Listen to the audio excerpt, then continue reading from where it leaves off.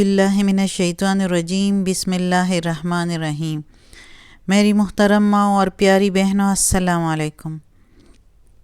آج ہم تلاوت کریں گے انشاءاللہ اپنے اگلے سبق کا، جو کہ ہے آیت نمبر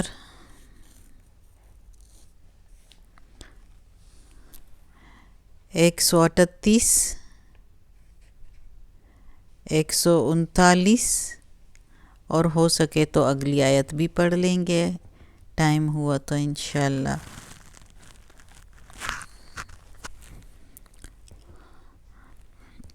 اعوذ باللہ من الشیطان الرجیم بسم اللہ الرحمن الرحیم۔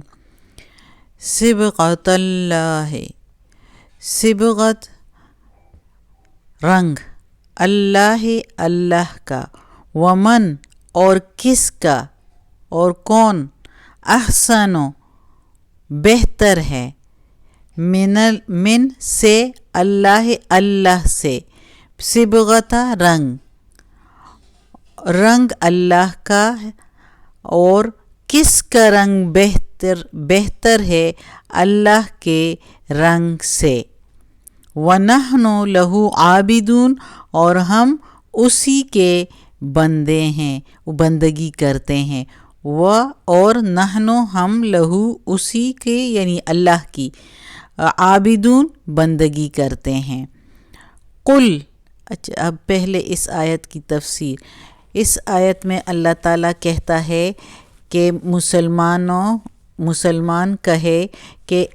اللہ کا رنگ، ہم نے اللہ کا رنگ لیا ہے، اور کس کا رنگ بہتر ہے، اللہ کے رنگ سے، اور ہم اسی کی بندگی کرتے ہیں۔ کیوں یہ کہا ہے، اللہ تعالیٰ نے یہ بھیجا ہے، یہ اس لیے کہ اس وقت جب محمد صلی اللہ علیہ وسلم آئے تھے اور محمد صلی اللہ علیہ وسلم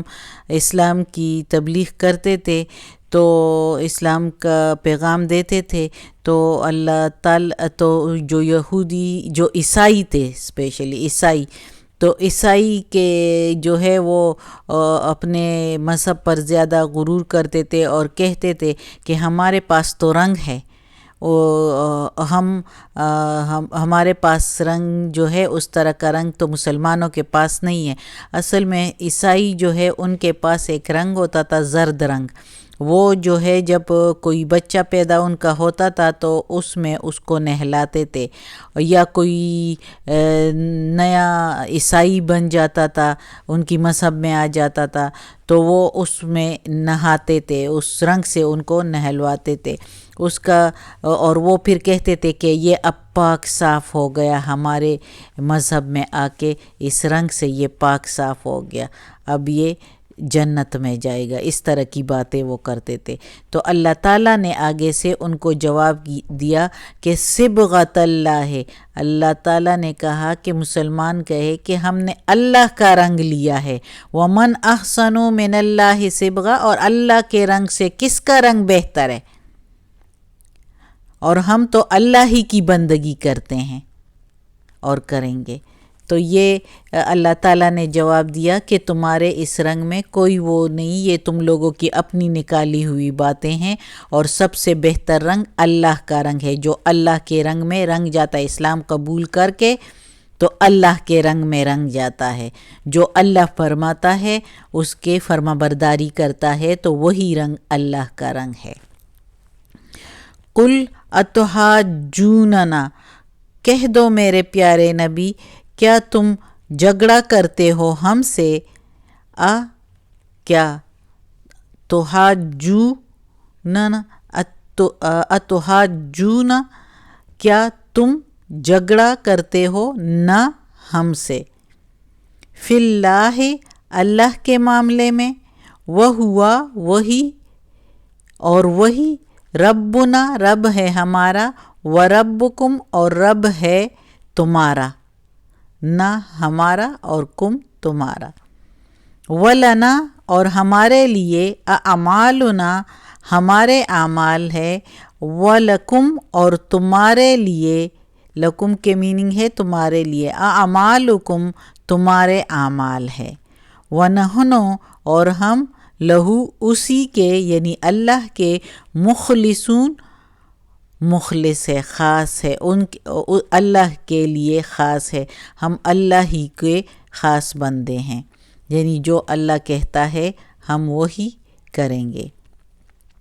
تو اس آیت میں اللہ تعالیٰ کہتا ہے محمد صلی اللہ علیہ وآلہ وسلم سے کہ ان سے کہہ دو کہ تم ہم سے لڑتے ہو ہمارے معاملے اللہ کے معاملے میں، کہ اللہ کے ہاں ہم یہودی جس طرح کہتے تھے کہ ہم جو ہے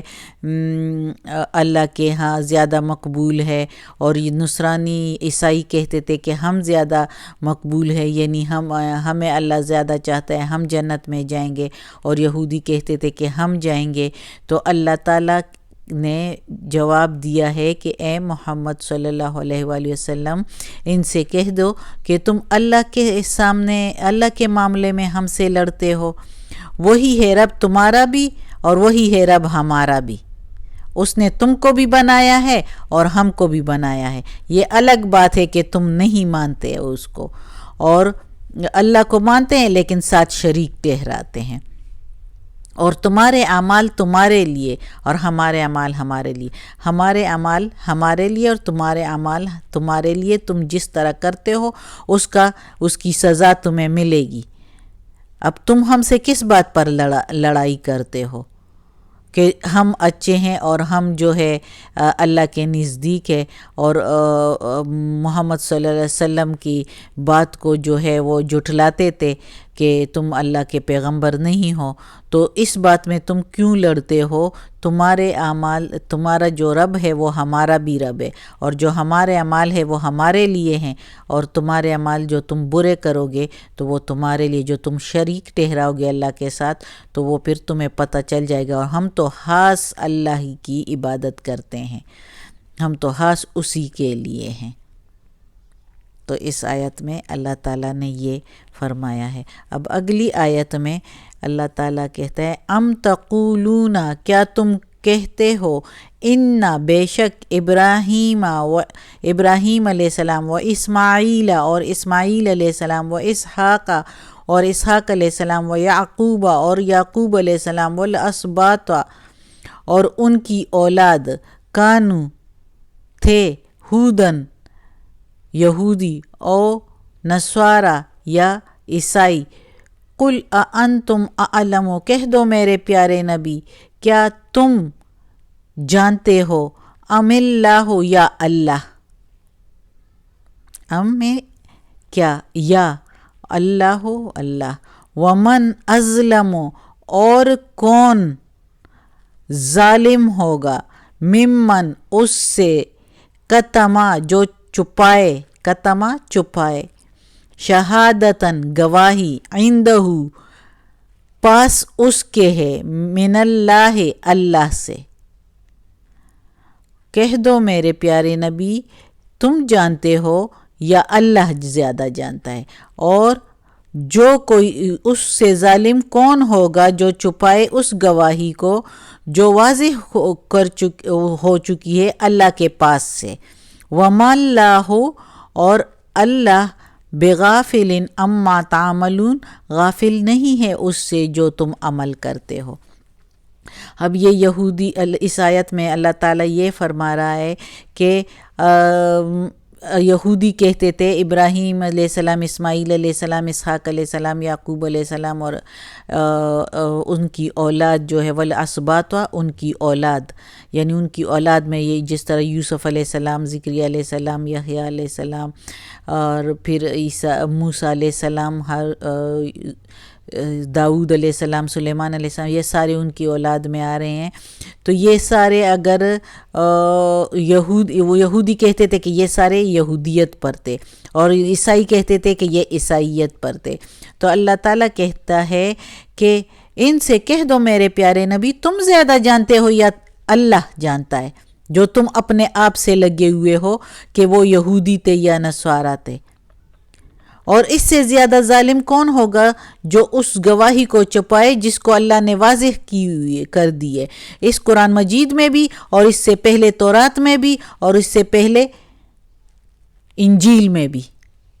ساری کتابوں میں موجود ہے کہ ابراہیم علیہ السلام، اسماعیل علیہ السلام، اسحاق علیہ السلام، یعقوب علیہ السلام پیغمبر تھے، اللہ کے بھیجے ہوئے، اور وہ ایک اللہ کو ماننے والے تھے، یہودیوں یا عیسائیوں کی طرح اس کے ساتھ کسی کو شریک نہیں ٹھہراتے تھے، تو پھر کیسے وہ یہودیت اور عیسائیت پر ہو گئے؟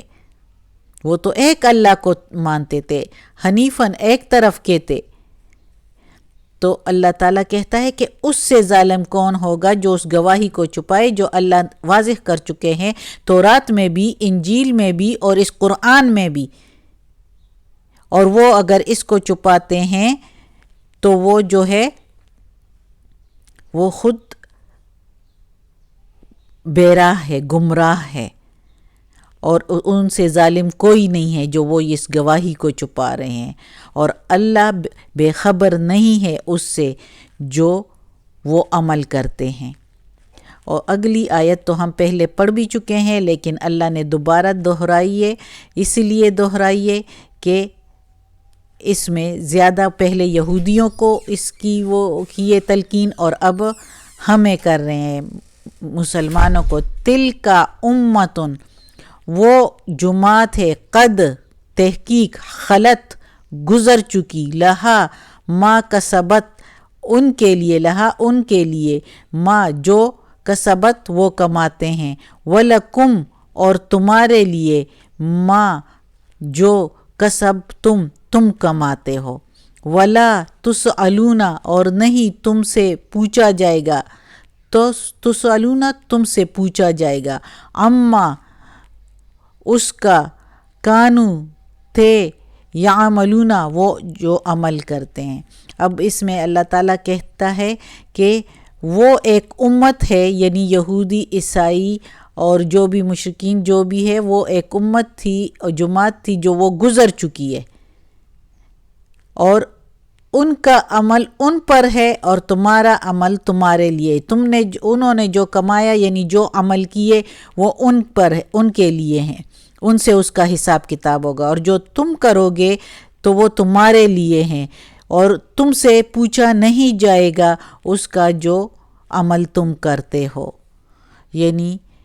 ان کا جو وہ عمل کرتے ہیں، یعنی تم سے سوال نہیں کیا جائے گا، اس لیے تم لوگ پریشان نہ ہو، وہ جو عمل کرتے ہیں وہ ان کا ہی انہی کو سزا ملے گی۔ تسألون یعنی تم سے سوال نہیں کیا جائے گا، ولا تسألون اور تم سے سوال نہیں کیا جائے گا، اما کانو یعملون اس کا جو عمل وہ کرتے ہیں۔ صدق اللہ العظیم۔ آج کا سبق ختم ہوتا ہے انشاءاللہ، اور پھر کل پڑھیں گے جو کہ اگلا سپارہ شروع ہوگا۔ آج کا سپارہ ختم ہو گیا ہے، شکر الحمدللہ۔ اللہ ہمیں اس قرآن مجید کا ترجمہ پورا کرنے کی توفیق عطا فرمائے، اللہ اس پر عمل کرنے کی بھی توفیق دے ہمیں، اور اللہ ہمیں، ہمارے ماں باپ کو، ہمارے آل اولاد کو، ہمارے بھائی بہنوں کو، کل مومن مسلمانوں کو جنت فردوس میں جگہ عطا فرمائے، قبر کی سختی آسان فرمائے، دوزخ کے عذاب سے بچائے، آمین ثم آمین۔ صدق اللہ العظیم۔ یا اللہ۔